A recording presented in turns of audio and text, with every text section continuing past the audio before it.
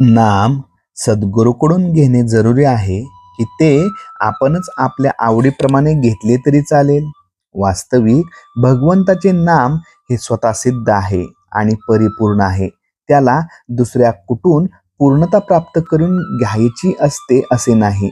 म्हणून सद्गुरूकडून घेतलेले नाम आणि आपण स्वतःच्या पसंतीने घेतलेले नाम ह्यात फरक करता येत नाही. तरी सुद्धा सद्गुरूकडून घेतलेल्या नामाचे वैशिष्ट्य आहेच ते असे की तो त्या नामाच्या पाठीशी सत्तारूपाने असतो आणि आपल्याकडून नामस्मरण होण्यात त्याची आपल्याला फार मदत होते. त्यामुळे आपल्या हातून होत असलेले नामस्मरण त्याच्या सत्तेनेच होत आहे ही जाणीव राहून मी नामस्मरण करतो अशा तऱ्हेचा अहंकार उत्पन्न व्हायच्या वावच राहत नाही.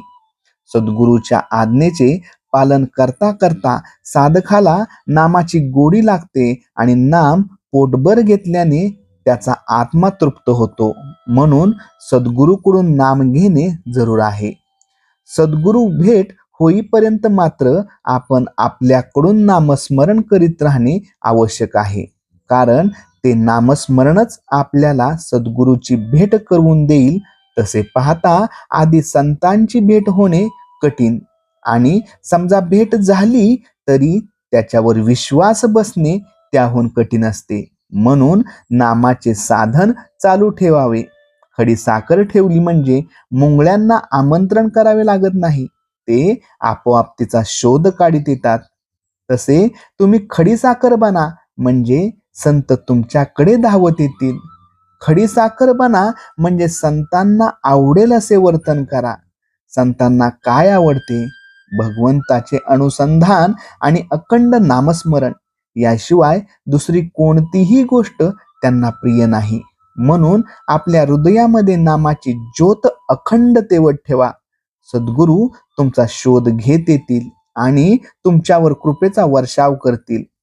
आता अशा रीतीने सद्गुरूने नाम दिल्यावर एखाद्याला असे वाटेल की मी राम राम असे म्हणत होतोच, आता सद्गुरूने तेच सांगितले तर मग यात काय मोठे झाले.